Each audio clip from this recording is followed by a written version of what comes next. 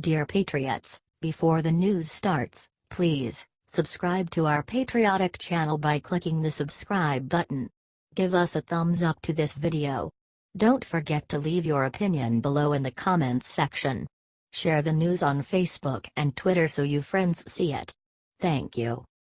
Breaking: Obama's FBI agent was officially charged, and that's just the start. From the inception of the Trump administration, they've been plagued by leaks.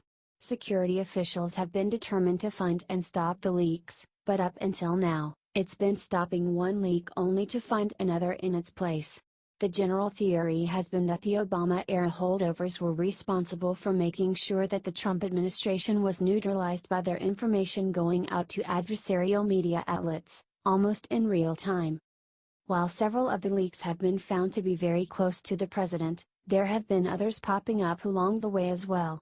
However, information provided by both the Daily Wire and Fox News points to a criminal information leak coming out of the Justice Department. More specifically, the FBI. Ironically, the investigation that disgruntled Democrats insisted on, following the 2016 win of President Trump, has been what uncovered the corruption on the part of federal employees who sympathize with the leftist agenda. According to Daily Wire, the most recent source of the leaks is an FBI agent with short ties to former FBI Director James Comey. This week, the Justice Department's National Security Division charged an FBI agent based in Minneapolis with leaking classified information to the media in a move similar to other recent alleged leaks, including by former FBI Director James Comey. Terry James Alberry, who worked in counterterrorism, was charged with one count of knowingly and willfully transmitting documents and information relating to national defense to a reporter for a national news organization, Minnesota Public Radio reported. Alberry faces another criminal charge for refusing to hand over documents to the government. Alberry is the second person to be charged with leaking classified material to The Intercept. An intelligence contractor was charged in June 2017 with leaking a classified report about Russia's interference in the 2016 election. While a search warrant that was filed in federal court did not identify the news outlet that Alberry allegedly leaked to, a review by NPR found the documents described in the search warrant that Alberry leaked exactly match the trove of FBI documents posted by The Intercept. The FBI believes that the classified and/or controlled nature of the documents indicates the news outlet obtained these documents from someone with direct access to them, the warrant stated. Furthermore, reviews of the FBI internal records indicate Alberry has electronically accessed over two-thirds of the approximately 27 documents via trusted access granted to him on FBI information systems. This case with Agent Alberry isn't the first of its kind. A similar case was made concerning the actions made by Comey in 2017, as Fox News reported in January 2018. Senate Judiciary Committee Chairman Chuck Grassley is pressing the Justice Department for answers on whether James Comey violated Bureau rules, saying it appears the former FBI director leaked at least one classified memo to a professor friend shortly after his firing. Grassley, Republican Iowa, penned a letter to Deputy Attorney General Rod Rosenstein late Wednesday, saying he and his staff had reviewed the Comey memos which were created purportedly memorializing his interactions with President Trump. They did so in a sensitive compartmented information facility, SCIF, at the FBI and the Senate, because the FBI deemed the majority of the memos to be classified. Of the 7 memos, 4 are marked classified at the secret or confidential levels, Grassley wrote, adding that only 3 did not contain classified information. Grassley's letter appears to back up July 2017 reports that several of Comey's private memos contained classified material. The Hill first reported this development. Fox News confirmed with a legal source at the time that some material contained classified information. The president seized on those reports at the time with a tweet saying, "That is so illegal." Comey admitted in congressional testimony in June 2017 that he had given his friend, Columbia University professor Daniel Richman, his memos about discussions with Trump in order to have his notes leaked to the New York Times, hoping to spur the appointment of a special counsel to investigate Russian meddling in the 2016 presidential campaign. Richmond told Fox News in July that he indeed received 4 memos from Comey, but said none of them were marked classified. Richmond told Fox News that only the substance of one memo, not the physical document, was given to the press. That was not classified at the time, and remains unclassified, he said. No matter how many loopholes the agents and other anti-Trumpers try to jump through, much of the interpretation of the law, and who to prosecute on behalf of it, is left the discretion of the prosecutors themselves. To that end, potential leakers would do well to remember that while there are still holdouts, the Justice Department is being run by the Trump administration now. It's very clear from context what is required of FBI agents. The FBI employee agreement, which all agents must sign, states, unauthorized disclosure, misuse, or negligent handling of information contained in the files, electronic or paper, of the FBI or which I may acquire as an employee of the FBI could impair national security, place human life in jeopardy, result in the denial of due process, prevent the FBI from effectively discharging its responsibilities, or violate federal law.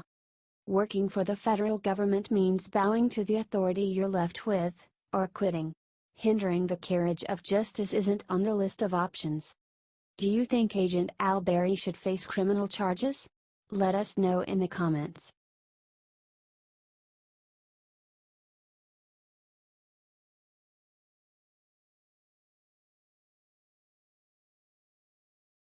LAPD announced 28 even bigger named celebs who are going down with Hollywood sex crime. Earlier this week, Los Angeles Police Chief Charlie Beck said he expects his department, which already is handling more than 24 allegations of sexual misconduct by high-profile Hollywood and media figures, to officially open investigations into even more accusations of assault. The LAPD currently has 28 open investigations linked to elite Hollywood and media figures. One of which is the mogul Harvey Weinstein, and a huge list of others such as actor Ed Westbrook, writer Murray Miller, and agent Tyler Graham. The department also has gathered 37 other sex crime reports that it has sent to other law enforcement agencies as the possible crimes occurred in other jurisdictions away from the Los Angeles area jurisdiction. All of the accused have of course denied all and any wrongdoing. This month LAPD officially established 5 full-time teams of 2 seasoned detectives each to exclusively investigate allegations of sexual misconduct in Hollywood.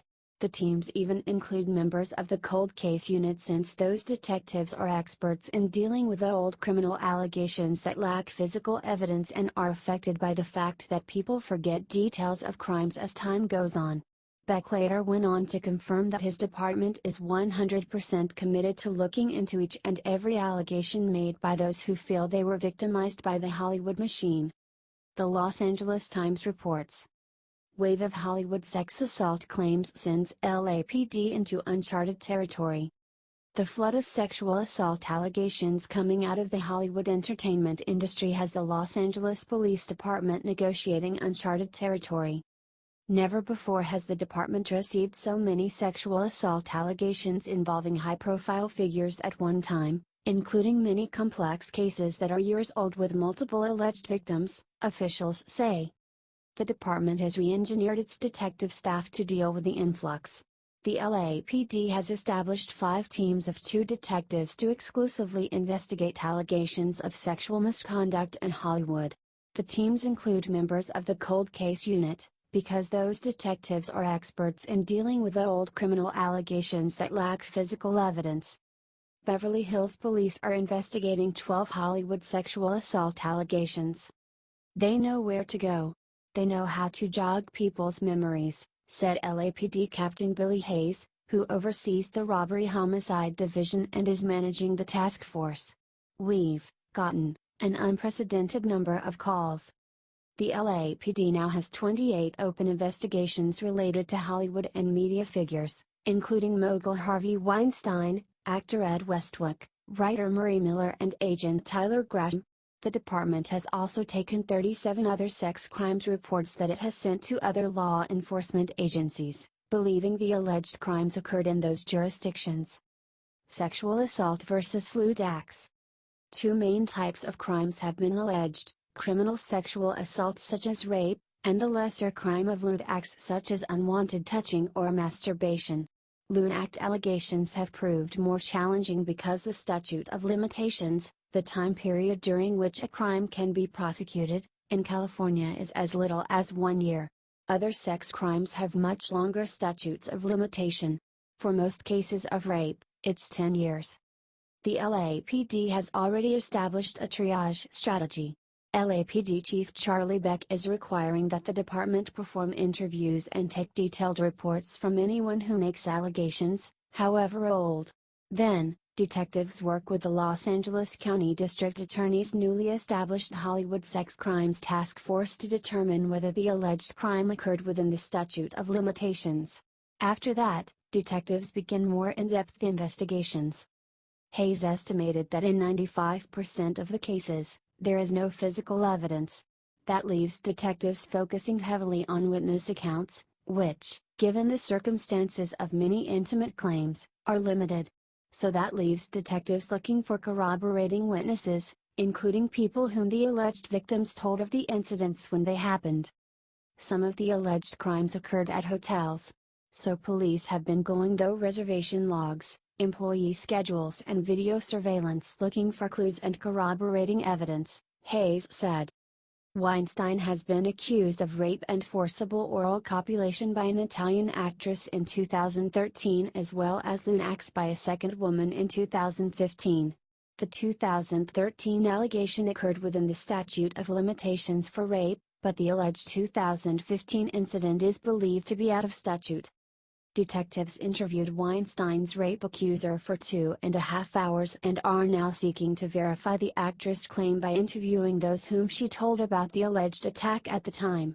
The woman, according to sources familiar with the case, told at least 3 people contemporaneously about the alleged encounter.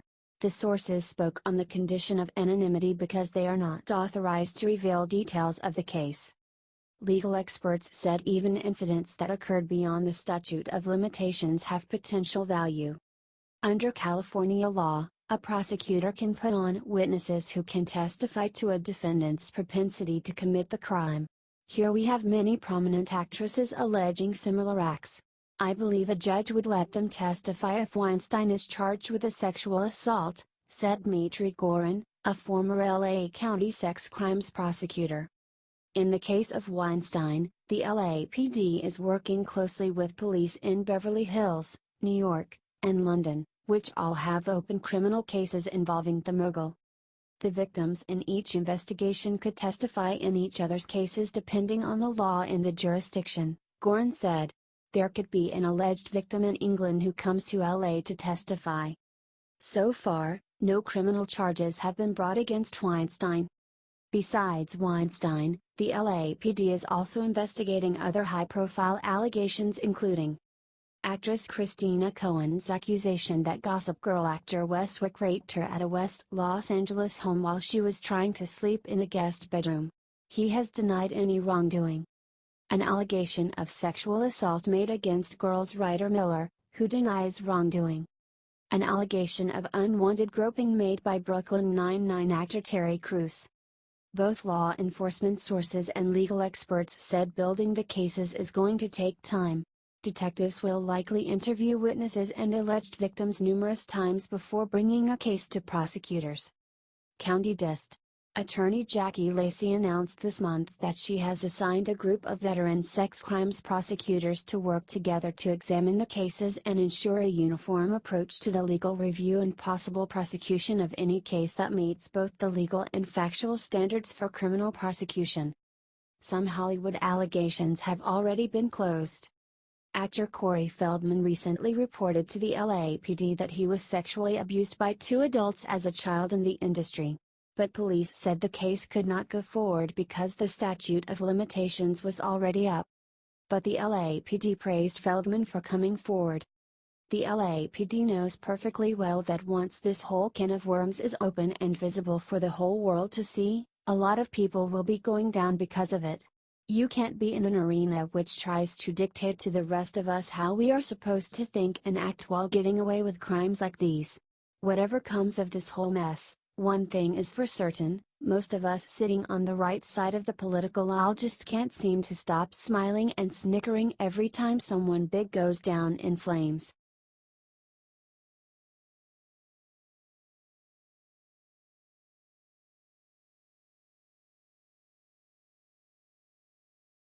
Haggard Hillary just received worse news of her life today. She's lost it all. The former Secretary of State and twice failed Democrat presidential candidate Hillary Clinton is in New Jersey for what is being billed as a very rare public appearance since she had her rear end handed to her by Donald Trump in the 2016 presidential election. Hillary has been traveling and was recently caught in a viral video falling down steps in India. She also had a wrist injury and spent time in a hospital. After that, she was caught wearing a garb that covered her right arm. Now she's back in America, and up next for the former First Lady is a rare speaking appearance. She used to do more appearances but has simmered down in her old age.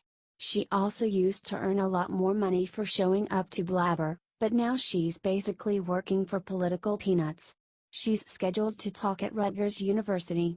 It's reported that they will pay Hillary Clinton $25,000 to speak about politics, democracy, and the way she has shaped how women are seen in politics. The sold-out event is being sponsored by Rutgers Eagleton Institute of Politics, which will be held at Rutgers Athletic Center in Piscataway. This has been Clinton's third public appearance in the state of New Jersey, where she previously campaigned for then gubernatorial candidate Phil Murphy. NJ.com reported more on Hillary Clinton's appearance at Rutgers University. Former Democratic presidential nominee Hillary Clinton is back in New Jersey Thursday for a rare public appearance since she lost in her bid for the White House against President Donald Trump. Clinton is expected to talk politics, American democracy, and her role in shaping women's political history. Rutgers will pay Clinton $25,000 from an endowment but use no money from tuition or state aid, according to the university. A Clinton spokesperson told NBC the former Secretary of State plans to donate the honorarium for the speech to charity. Rutgers Eagleton Institute of Politics will host the event, to be held at Rutgers Athletic Center in Piscataway. It's sold out. Anyone interested in tickets can join the waitlist, or watch it on Rutgers University's live stream. Clinton made at least 3 public appearances in the Garden State since the presidential election. She campaigned for then gubernatorial candidate Phil Murphy for governor in October, and then returned for another pro-Murphy event that same month with her husband, former President Bill Clinton. Hillary Clinton was in New Jersey the month before for a book signing in Montclair. Hillary's previous going rates could grab her an easy $225,000 from speaking at events. She's been absolutely minimized down to about 10%, which is quite paltry and probably demeaning. Her ego must be swimming in tears, but she's still pulling in a lot of money for talking people to sleep at their college. Her old rates allegedly soared as high as $325,000, but several sources were in disagreement on if she was paid around $200,000 or over $300,000. No one seems to know except for her. Business Insider reported more on her previous speaking earnings. Hillary Clinton says she had a restful time following her tenure as Secretary of State, but that doesn't mean she didn't make a lot of money. During that time, she made nearly $12 million by charging fees that topped $335,000 for dozens of speeches. Clinton's speaking fees shed light on the industries willing to shill out big bucks for a few minutes with the former Secretary of State. As the Washington Post notes, a significant chunk of the money that Clinton made from speeches came from tech companies. eBay shilled out $315,000 for a speech that lasts 20 minutes, while Cisco paid $325,000 for Clinton to sit on stage with the company's CEO. Salesforce.com brought Clinton back for multiple events. And for discount spenders, Clinton offered a reduced price for remote addresses via satellite video. The former Secretary of State charged some of her lowest speaking fees to the California Medical Association and Novo Nordisk for video speeches. This must really have Hillary's ego in a tailspin. She reportedly used to get at least $200,000 per speaking arrangement, and now she has sunk all the way down to $25,000. This means she is now making less than most retired sports stars. Since she has now been reduced to only a has-been, she has to settle for making peanuts, or what's considered peanuts to her. It's really a sad time for Hillary Clinton if one compares her early career to her end. One might think that at least someone in her life would care enough to sit her down and just tell her it's time to call it a day and retire. Do you want Hillary Clinton to retire? Would you want her to speak at a college near you? Who would you like to see speak at an event near you? Be honest with your answers and write them in the comments section, then share this with your friends and have a conversation about it.